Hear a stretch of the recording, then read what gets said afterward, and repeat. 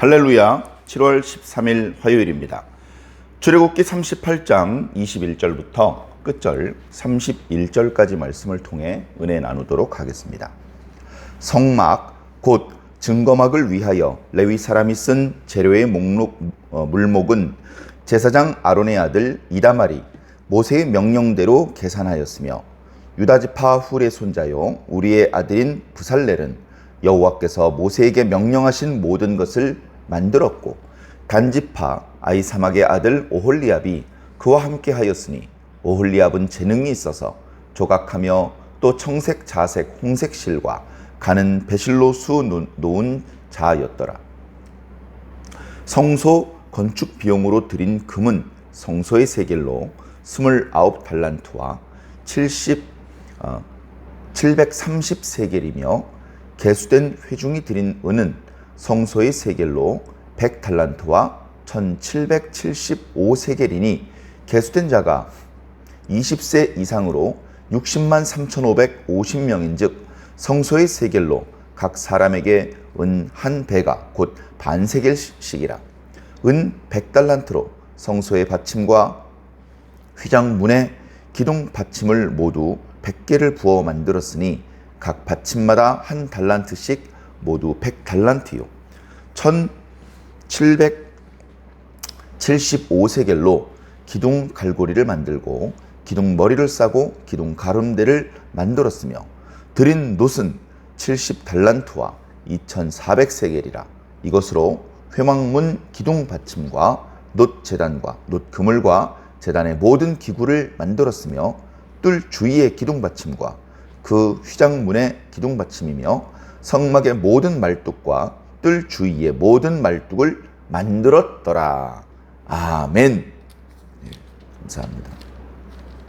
지나간 시간에 묵상했던 출애굽기 38장 20절까지 말씀으로 실질적으로 성막과 관련된 것은 모두 만들었습니다. 지금 중요한 것은 그것이 담고 있는 신학적인 의미가 아니고요. 우선은 만들었느냐 안 만들었느냐, 모세가 하나님께 들은 말씀대로, 모세가 하나님께서 보여주신 그 환상대로 만들었느냐 안 만들었느냐, 이 만든 것을 여러 가지 무슨 신학적인 의미나 사용하고 운용하는 방법을 생략한 채 뭐를 만들었고 그래서 조금은 급하게 달려오는 것과 같은 느낌으로 35장부터 지금 38장까지 이제 달려온 것입니다. 그래서 처음에 하나님께서 모세에게 계명으로 주셨을 때보다 분량이 조금 작아졌죠. 그래서 이제 겉으로 보이는 부분, 성막 안에 들어가는 모든 기구와 또 성막 본체, 그리고 성막 뜰의 기구와 성막 둘레 포장을 다 만든 것입니다. 물론 성경의 기록을 이렇게 급하게 간략하게 이렇게 속도감 있게 달려온 것과는 달리 실제로 만드는 것은 몇 차례 말씀드렸던 것처럼 정성을 다 바쳤고 그래서 성막을 만드는데 1년이 꼬박 걸렸습니다. 그렇게 해서 이제 성막을 만들었는데요. 지금 이제 그 뒤에 이어지는 제사장의 의복을 만드는 이야기에 앞서서 잠깐 멈춰 쉬고 1차 결산을 말씀해주고 있습니다. 그래서 앞부분에는 이제 누가 결산을 맡았고 또 누가 제작을 맡았다, 이제 이런 이야기들이 나오고요. 뒷부분에는 여러 재료들 중에서 특별히 금과 은과 놋의 재료가 얼마나 들었는지, 그것들을 어디에 사용하였는지, 이제 이런 부분들에 대하여 말씀이 나타나고 있습니다. 자, 앞부분을 보면 성막 곧 증거막을 위하여, 이 성막이라고 우리가 보통 부르는 이 성막을 이제 하나님과 만난다고 해서 회막이라고도 하고, 그 다음에 증거궤가 있고, 그리고 증거판이 담겨져 있는 증거궤가 있어서 그 궤의 이름도 증거궤라고 부르고, 이 성막 자체를 증거막이라고도 부릅니다. 그리고 그 증거궤를 법궤라고 부르는 것처럼 법막 이렇게도 이제 부를 수 있는, 여기서 증거가 법을 의미하는 단어를 쓰고 있는데요. 그만큼 이 성막 자체가 하나님의 뜻을 증거하고 있다. 우리가 사실 증거한다는 표현은 자주 안 씁니다. 일반적으로.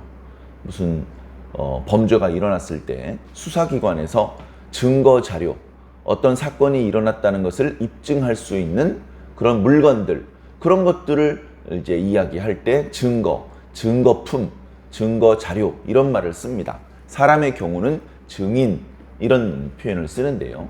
그것을 동사형으로 증거하라 뭐 이런 표현은 우리가 일상적으로 잘 안 쓰죠.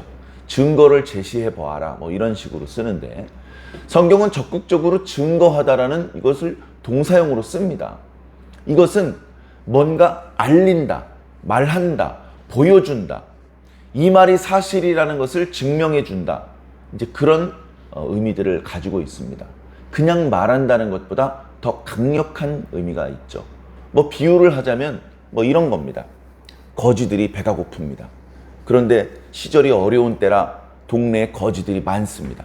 그런데 꼴에 거지들끼리도 의리가 있습니다. 어디 먹을 게 생기면 남몰래 혼자 가서 먹고 오면 거지들 사이에서 따돌림을 당하고 몰매를 맞습니다. 그리고 어디 그렇기 때문에 먹을 무슨 잔치집이나 이런 이야기를 알게 되면 주변에 있는 거지들한테 다 알립니다. 가서 우르르 몰려가서 잔치를 방해하거나 또 너무 많은 것을 요구해서 그 잔치를 치르는 사람들에게 미움을 사고 다시는 그렇게 구걸을 할 수 없게 쫓겨나가지 않도록 예의를 갖추도록 이제 그런 룰이 나름대로 있다고 합니다. 자, 그런 상황일 때 어느 집에 잔치가 있다는 것을 알게 됐어요. 그래서 그것을 먼저 알게 된 거지가 아직 그것을 모르는 거지들한테 얘들아 저쪽 건너편에 무슨 잔치가 있어 라고 말하는 거. 이게 증거하는 겁니다. 하나님께서 살아계셔. 예수 그리스도는 하나님의 아들이셔. 하나님께서 성령을 보내셔서 지금도 말씀이 선포되게 하셔.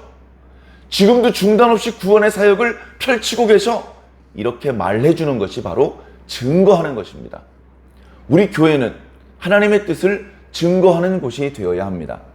저를 포함해서 우리 교회 모든 성도들은 하나님의 뜻을 알리고 증거하는 성도들이 되어야 합니다.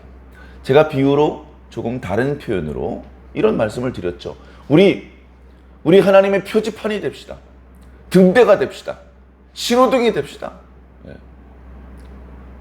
시끄럽게 떠들고 말하는 것은 아니지만 어두운 밤 바람이 불고 풍랑이 일 때에 배들이 그 풍랑을 피해 항구로 들어오다가 방파제에 부딪히면 안 되지 않습니까? 그래서 이제 항구가 멀지 않다.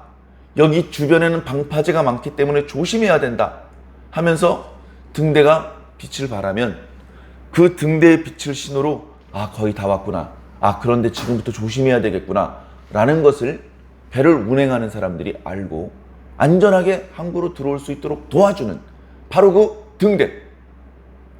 지금은 가셔도 좋습니다. 파란불. 지금은 잠깐 멈추셔야 됩니다. 빨간불. 이렇게 운전자들에게 지금 교차로의 상황을 알려주어서 무리하게 잘 알지도 못한 채 교차로에 진입해서 위험해지거나 사고가 나는 것을 방지시켜주는, 그래 잠깐 기다리라고는 하지만 오히려 더 빨리 지나갈 수 있도록 도와주는 그런 신호등, 표지판. 폭포로 가려면 저쪽이 아니고 이쪽으로 가야 됩니다. 이렇게 방향을 올바르게 알려주는 표지판. 바로 이 시대의 성도들이 그런 표지판과 신호등과 등대의 역할을 해야 됩니다. 우리 성도들이 입을 다물고 있고 우리 성도들이 하나님의 뜻을 드러내지 않고 있고 하나님의 뜻을 증거하지 않고 있다면 얼마나 더 많은 사람들이 방황하고 서로 부딪히고 넘어지고 다치고 죽지 않겠습니까? 우리가 하는 일은 단순히 내가 다니는 교회 성도를 더 늘리기 위해서, 단순히 축복받고 단순히 목사님께 칭찬 듣기 위해서가 아니고요. 우리가 하나님의 뜻을 증거해야 되는 것은 죽고 사는 문제입니다. 더 많은 사람을 살려내기 위해서 하는 것입니다. 물론 강제할 수 없습니다. 아, 거기가 아니고 이쪽이라니까요? 하면서 지나가는 사람의 덜미를 잡아당길 수는 없습니다. 그것은 하나님의 방법이 아닙니다. 우리는 그저 증거할 뿐입니다. 그러나 우리가 증거하는 이야기를 듣고 그 말을 무시하고 여전히 어리석은 길로 가는 많은 사람들 중에 다만 몇 사람이라도 아, 그래요? 하면서 올바른 길, 정로의 길 찾아오는, 그래서 잃어버린 영혼들을 구제할 수 있다면 우리가 하는 하나님의 뜻을 증거하는 일은 결코 작은 일도, 무시할 수 있는 일도, 무의미한 일도 아닌 것입니다. 자, 과거에는 이 성막 자체가 하나님의 뜻을 증거하는 증거막이었습니다. 하나님께서 살아계신다. 다 보이지? 구름기둥 끝자락이 성막 모서리에 다 있잖아. 지금 하나님께서 임재하고 계셔. 시내산 꼭대기에서 말씀하셨던 것처럼 지금도 이 구름기둥 속에서, 그리고 성막 안에 피워놓은 그 분향단의 향 속에서 하나님께서 말씀하고 계셔. 그것을 알려주는, 그것을 보여주는, 그래 백성들로 하여금 경고망동하지 않게 하고 하나님을 두려워하고 경외할 수 있게 만들 수 있는 그런 역할을 하고 있는 것입니다. 제사를 드릴 때만, 모세가 꽥꽥 소리 지를 때만 껌뻑 죽어서 아, 하나님의 뜻입니까? 그런 게 아니고 아무도 아무 말을 하지 않고 있고 그냥 거기 성막이 있기만 해도 사람들은 옷깃을 여미며 과거 저 성막과 관련해서 하나님께서 하셨던 모든 일들을 떠올리고 기억해내는 것입니다.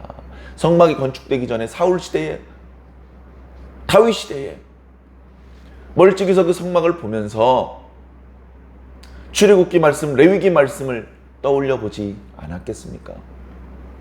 사랑하는 성도 여러분, 오늘 우리들 시대에는 성막이 없지만 멀찍이서 빨간 교회 네온 십자가만 보아도 가슴이 두근거리는 그런 성도들이 되기를 바랍니다. 사방에 교회들이 많죠. 십자가들이 많이 있습니다. 우리 교회 십자가가 아니면 어떻습니까? 십자가를 보면 그 교회 담임 목사님, 그 교회 장로가 떠오르는 것이 아니고 예수 그리스도가 떠오르고 사도들과, 그리고 구약의 여러 의인들, 선지자들, 그리고 그 모든 의인들에게 성령을 부으셨던 하나님이 떠올라야죠. 그리고 오늘 우리들이 바로 그런 사도와 선지자들의 뒤를 이어 이 시대의 등대와 신호등과 표지판이 되어야 되지 않겠습니까? 증거막이라는 표현이 여기 한번 나오는 데도 불구하고 이 단어가 오늘 우리들에게 이렇게 많은 메시지를 전해주고 있습니다. 모세가 아론의 막내 아들이었던 이다멜에게 지금 성막을 만드는데 들어간 여러 재료들에 관해서 관리를 하게, 그래서 성막 공사가 끝났을 때 결산을 보게 그렇게 지시를 해 두었습니다. 이다말은 소홀함이 없이 꼼꼼하게 그것들을 계수하였고 여기 이렇게 보고서를 제출하고 있습니다. 정확히 금이 몇 달란트고 그게 오늘날로 몇 킬로그램이고 그걸 어디에 썼는지 다 기록하진 않았습니다.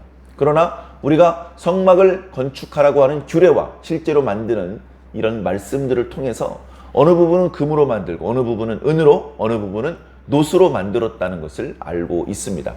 단순하게 금은 지성소, 더 거룩한 곳을, 하나님의 임재와 그분의 거룩함을 금으로 표현했다. 그리고 그 주변에는 은으로, 그리고 성막들에 있는 제단, 이제 아무래도 불을 다루고 있는 곳에 금과 은보다는 더 불을 잘 견딜 수 있는, 잘 녹슬지 않고 강력한 놋을 이용해서 이제 그렇게 만들었었죠. 그런 것들을 우리가 중간에 듣기만 했었는데 그것들이 모두 몇 달란트가 소용되었는지는 잘 몰랐습니다. 결산을 보니 금이나 놋보다 은이 많이 사용되었다는 것을 알 수 있습니다. 뭐 어떤 재료가 더 많이 사용되었는지, 그리고 여기 결산서에 들어있지 않은 여러 실, 가죽, 나무 토막, 뭐 보석, 이런 것들은 잘 나타나지 않는데요. 다른 것들보다 아무래도 금과 은과 놋이 더 중요한, 또 굳이 비용으로 따지더라도 훨씬 더 비중 있는 재료들이었기 때문에 이렇게 따로 말씀을 해 주신 것 같습니다. 이 말씀을 통해서 과거 성막을 만들었을 때 얼마만한 비용이 들었는지, 어느 정도의 중량의 금과 은이 그게 중요한 게 아니고요. 저는 이 말씀을 읽으면서 우리가 주의 일을 할 때에 소홀하지 않게 해야 되겠구나. 소홀하지 않게. 주의 일을 하는데, 주의 일을 열심히 하기는 하는데, 흔히 하는 말로 계산이 둔한 사람들이 있습니다. 주의 일을 하는데 계산이 둔하면 문제가 생길 수 있습니다. 그 사람이 악하지 않더라도 계산이 둔한 사람은 계산이 둔하면 안 되는 종류의 일을 하면 안 됩니다. 예를 들어서 교회에서 재정을 담당을 합니다. 부서에서 회계라는 직분을 맡고 있습니다. 근데 계산이 둔해요. 수입하고 지출하고 결산이 이게 안 맞지? 어디에서 문제가 생겼는지 찾아내질 못합니다. 누가 돈을 줍니다. 이거 무슨 회비 주는 거야. 근데 까먹고서 막 다니다가 그게 아무개가 공적인 이유로 회비를 나한테 준 거라는 것을 잊어버리고 나한테 이런 돈이 있네? 꽁돈이 생긴 것처럼 좋다고 그 돈을 써버리면서 장부에 기록을 하지 않고 나중에 아무개 회원은 왜 이렇게 회비를 안 냅니까? 그러면 상처가 되지 않습니까? 그리고 공금을 개인의 용도로 본의 아니게 횡령한 것이 되지 않습니까? 여기에 욕심이 더해져서 의도적으로 횡령하는 것까지 합쳐진다면 하나님의 일을 하면서 셈이 흐린 것은 잘못이고 악한 일이 될 수도 있는 것입니다. 그래, 이런 부분이 본래적으로 둔하다면 이런 분야의 일을 담당하지 않아야 됩니다. 그저 열심히 하기만 하고, 그저 부지런하기만 하고, 그저 성실하기만 하면 되는 종류의 일을 하시면 되죠. 그런 일도 많이 있습니다. 그러나 셈이 흐리면 안 되는, 이렇게 꼼꼼하게 하나님의 일에 대하여서 흐트러짐이 없는 온전한 모습으로 섬겨야 될 필요가 있는 그런 주의 일들이 또한 많이 있습니다. 신약 교회에서도요, 많은 성도들이 자신의 개인적인 재산을 교회에 맡겼습니다. 헌금이기도 하고 또는 공동의 재산이기도 합니다. 그래서 성도들이 그것으로부터 아픈 사람을 치료하기도 하고 다 같이 먹을 음식을 장만하기도 하고 모여 살기도 했었습니다. 그런 상황에 누가 얼마를 하나님 앞에 드렸는지, 그렇게 모여진 금액 중에서 양식을 사는데 얼마를 썼고, 아픈 환자를 치료하는데 얼마를 썼고, 가난한 자를 구제하는데 얼마를 썼는지 셈이 흐리다면 어찌 그 공동체가, 그리고 그 선행들이 계속해서 이어질 수 있겠습니까? 사랑하는 성도 여러분, 오늘날은 과거처럼 그렇게 극단적으로 개인의 사유재산을 부정하고 모든 것들을 다 교회에 바쳐서 공동생활을 하는 걸 강요하지 않습니다. 오늘 우리의 시대에 맞는 그런 신앙의 모습을 갖추어야 되죠. 그러나 그렇기 때문에라도 더욱 개인적인 것도 마찬가지고 공적인 것도 마찬가지며 우리는 모든 일에 그 셈이 흐려서는 안 될 줄로 믿습니다. 항상 깨끗하고 투명하고 정직한 하나님의 일꾼이 되어서 작은 일에 충성하였으니 이 큰 일도 너에게 맡길 것이다 라는 주님의 칭찬을 듣게 되시기를 주님 이름으로 간절히 축원합니다. 아멘.